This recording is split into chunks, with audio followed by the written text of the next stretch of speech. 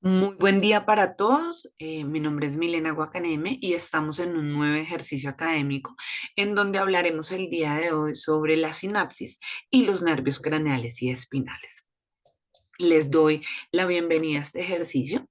Empecemos. Como podemos recordar, los nervios craneales, los nervios raquídeos o espinales y los ganglios constituyen el sistema nervioso periférico. Estos nervios conducen información sensorial al sistema nervioso central, es decir, información aferente, y mensajes del sistema nervioso central a los músculos o las glándulas del cuerpo, que es la información eferente. Si lo hablamos en términos generales, las fibras aferentes transmiten los estímulos sensoriales desde la piel, por ejemplo, o desde las membranas mucosas o dentro de algunas estructuras profundas, mientras que las fibras eferentes participan en la función motora, como la contracción de los músculos o, por ejemplo, la secreción de las glándulas. Ahora bien, el sistema nervioso autónomo, a cargo de la inervación de la musculatura lisa de todos los órganos y de la inervación, por ejemplo, del corazón y de las glándulas endocrinas, es el responsable de la regulación del medio interno. Su función más importante es el mantenimiento de la homeostasis o del equilibrio. Cuando hablamos del sistema nervioso autónomo, estamos hablando de un sistema que está dividido en dos, el sistema nervioso autónomo simpático y el parasimpático. Si hablamos de un sistema simpático, estamos hablando de algo que emerge de la médula espinal torácica y de los dos o tres primeros segmentos lumbares. Por eso se conoce a veces como toracolumbar. Cuando hablamos de la parte parasimpática, estamos hablando de lo que se origina en el tronco del encéfalo y en la médula sacra, por lo que se denomina sistema cráneo sacro. Cuando hablamos de el sistema nervioso autónomo, hablamos de un sistema que ayuda a regular las actividades del músculo cardíaco, de los músculos lisos, de las glándulas. Esta regulación, ¿cierto? En esta, los impulsos se conducen desde el sistema nervioso central mediante una acción que hace sinapsis en una segunda neurona autonómica. Esa acción de esa segunda neurona en la vía es la vía que inerva los órganos eferentes involuntarios. Cuando hablamos de las neuronas del sistema nervioso periférico, que son las que conducen el impulso desde el sistema nervioso central, se conocen como unas neuronas motoras o eferentes. Y hay dos categorías principales, la neurona motora somática y autónoma. Cuando hablamos de las neuronas motoras somáticas, estamos hablando de unas neuronas, ¿cierto?, que tienen un cuerpo celular dentro del sistema nervioso central y que envían axones hacia músculos esqueléticos, que por lo general están bajo el control voluntario. Las neuronas motoras somáticas conducen impulsos a lo largo de un axón único, desde la médula espinal hasta la unión neuromuscular.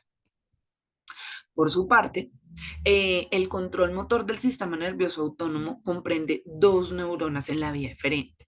La primera de estas neuronas tiene un cuerpo celular en la sustancia gris del encéfalo o de la médula espinal.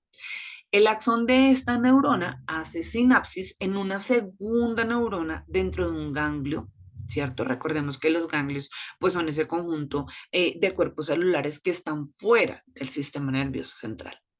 Así, la primera neurona se llama neurona preganglionar y la segunda neurona de esta vía pues es llamada postganglionar.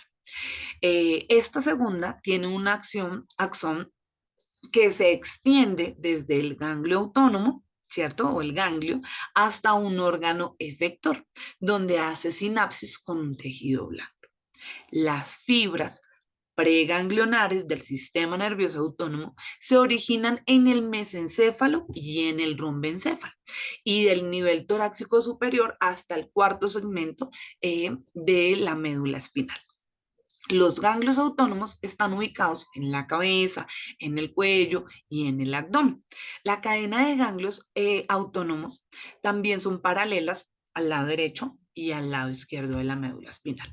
El origen de las fibras preganglionares y la ubicación de los ganglios autónomos ayudan a distinguir la división simpática y parasimpática del sistema nervioso, como ya lo estábamos hablando. Cuando hablamos de las neuronas sensoriales que conducen información desde las vísceras para reflejos nerviosos del sistema nervioso autónomo, la información sensorial visceral puede entrar al encéfalo a través de fibras correspondientes a ciertos pares craneales. Por ejemplo, axones sensoriales de los pares craneales noveno y décimo, por ejemplo, llevan hacia el encéfalo información sobre la presión arterial, el pH plasmático o la concentración del oxígeno. Estos son nervios mixtos que contienen axones, tanto sensoriales como motores. Vamos a hablar en este momento de la división simpática y parasimpática. Cuando hablamos de la división simpática, estamos hablando de la división toracolumbar del sistema nervioso autónomo, como lo estábamos viendo antes. ¿Por qué? Porque sus fibras preganglionares salen de la médula espinal en las raíces ventrales de los nervios espinales, desde el primer nivel torácico o la T1 hasta el segundo nivel lumbar o la L2. Casi todas las fibras nerviosas simpáticas se separan de las fibras motoras somáticas y hacen sinapsis con neuronas postganglionales dentro de una doble hilera del ganglio simpático, llamados ganglios paraventrales, que están ubicados a ambos lados de la médula espinal. Los ganglios dentro de cada hilera están interconectados y forman una cadena de ganglios simpáticos paralela a la médula espinal en cada lado. Los axones simpáticos preganglionales mielinizados salen de la médula espinal en la raíz ventral de los nervios espinales, pero pronto van a diverger desde los nervios espinales dentro de las vías cortas llamadas ramos comunicantes blandos. Los axones dentro de cada ramo entran a la cadena de los ganglios simpáticos, donde pueden viajar hacia ganglios a diferentes niveles y hacer sinapsis con neuronas simpáticas postganglionares. Los axones de las neuronas simpáticas postganglionares son amielínicos y forman las ramos comunicantes grises a medida que regresan a los nervios espinales y viajan como parte de estos últimos hasta sus órganos efectores. Dado que los axones simpáticos son un componente de los nervios espinales, están ampliamente distribuidos hacia los músculos esqueléticos y la piel del cuerpo, donde inervan vasos sanguíneos y otros efectores involuntarios. Cuando hablamos de los ganglios colaterales, muchas fibras preganglionares que salen de la médula espinal por debajo del nivel de diafragma pasan a través de la cadena simpática de ganglios sin hacer sinapsis. Más allá de esa cadena simpática, estas fibras preganglionares forman nervios esplácticos. Estas fibras preganglionares en los nervios esplácticos hacen sinapsis en ganglios colaterales o preventrales, los cuales incluyen los ganglios, por ejemplo, el celíaco, el mesentérico superior o el mesentérico inferior. Estas fibras postganglionares que surgen a partir de ganglios colaterales inervan órganos de los sistemas digestivos, urinario y reproductor. Ahora bien, hablemos de la división parasimpática. Cuando hablamos de la división parasimpática, también estamos hablando de la división que se conoce como cráneo-sacra del sistema nervioso autónomo. Esto se debe a que sus fibras preganglionares se originan en el encéfalo, ¿sí? De manera más específica en el mesencéfalo, la protuberancia anular y el bulbo raquídeo. Y en el segundo, del segundo al cuarto nivel de los sacros de la columna ventral. Estas fibras parasimpáticas preganglionales hacen sinapsis en ganglios que están ubicados cerca o más bien dentro de los órganos inervados. Estos ganglios parasimpáticos, llamados ganglios terminales, proporcionan las fibras postganglionales que hacen sinapsis con las células efectoras. 4 de los 12 pares craneales contienen fibras parasimpáticas preganglionares. Por ejemplo, el par ocular común, el facial, el glosofaringio y el vago. Cuando hablamos de las fibras parasimpáticas dentro de los primeros tres, es decir, de los que nombramos, ocular común, facial o glosofaringio, hacen sinapsis en ganglios situados en la cabeza. Las fibras de los nervios vagos hacen sinapsis en ganglios terminales ubicados en diversas regiones del cuerpo. Por ejemplo, los pares craneales 9 y 10 contienen axones terminales, y también axones, como son los axones motoparasimpáticos, son nervios mixtos. La información sensorial visceral, por ejemplo, la presión arterial, evoca respuestas motoras también reflejas del sistema nervioso autónomo, por ejemplo, la frecuencia cardíaca. Cuando hablamos del nervio ocular común, por ejemplo, este contiene fibras motoras somáticas y parasimpáticas que se originan en los núcleos oculomotores del mesencéfalo. Estas fibras parasimpáticas hacen sinapsis en el ganglio ciliar, cuyas fibras postganglionales inervan el músculo ciliar y las fibras constructoras del iris del ojo. Cuando hablamos, por ejemplo, de las fibras preganglionares que se originan en la protuberancia anular y viajan en el nervio facial hacia el ganglio palatino, se envían fibras postganglionales hacia la mucosa nasal, la faringe, el paladar o las glándulas lagrimales. Otro grupo de fibras están en el nervio facial que termina en el ganglio submandibular. En estas se envían fibras hacia las glándulas salivales, ¿cierto? Las fibras preganglionales del nervio glosofaringeo hacen sinapsis en el ganglio óptico y en estas fibras postganglionales inervan la glándula salival.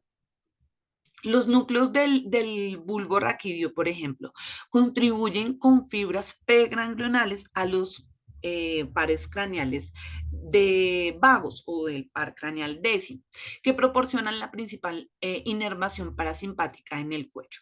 Estas fibras preganglionales viajan a través del cuello hacia la cavidad torácica y a través de la apertura osofaringea en el diafragma hacia la cavidad abdominal.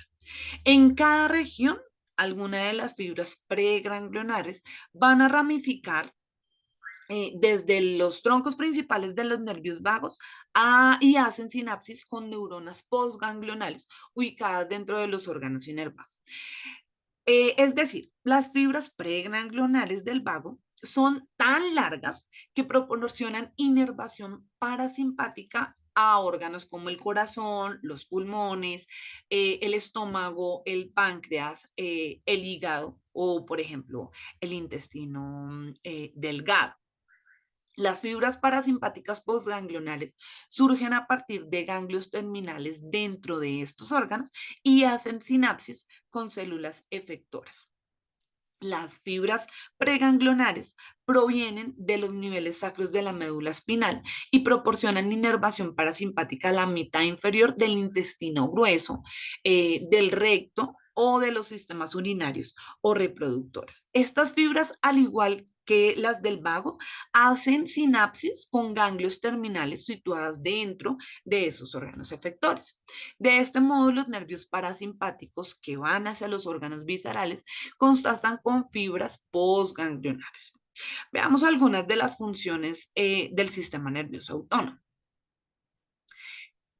Para la división simpática del sistema nervioso autónomo, activa el cuerpo para la respuesta de lucha o de huida, en su mayor parte por medio de la liberación de noradrenalina a partir de fibras postganglionares y la secreción de adrenalina a partir de la médula suprarrenal. Por su parte, en la división parasimpática, a menudo se producen son efectos antagonistas mediante la liberación de la acetilcolina a partir de fibras postganglionares. La división simpática y parasimpática del sistema, ¿cierto? De los nervios autónomos afectan los órganos viscerales de diferentes formas. Cuando hablamos de la activación masiva del sistema simpático, significa que prepara al organismo o al cuerpo para una actividad física intensa, por ejemplo, una emergencia. La frecuencia cardíaca y la glucosa de la sangre aumentan o la sangre se desvía hacia músculos esqueléticos desde órganos viscerales y desde la piel. La función del sistema simpático se resume en una frase de lucha o huida. Las neuronas muestran una actividad continua que se denomina tónica.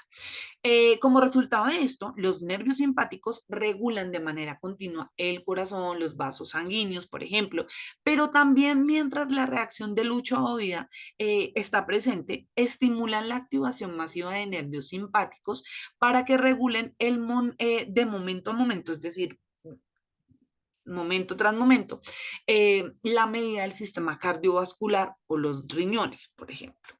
A diferencia de esto, la división parasimpática podría describirse como un estado de reposo o digestión o un consumo de alimentos y reposo. Los efectos de la estimulación nerviosa parasimpática son en muchos aspectos opuestos a la producida por la estimulación simpática. En circulaciones normales, por ejemplo, el sistema parasimpático no se activa como un conjunto. La estimulación de nervios parasimpáticos por separado puede generar lentificación, por ejemplo, de la frecuencia cardíaca, de la dilatación de los vasos sanguíneos.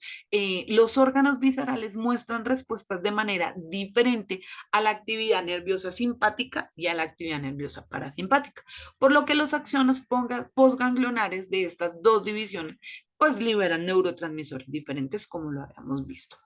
Esperamos que este ejercicio haya sido de su agrado. Les presentamos la información o las fuentes de información de donde extrajimos todo el contenido del video. Muchas gracias.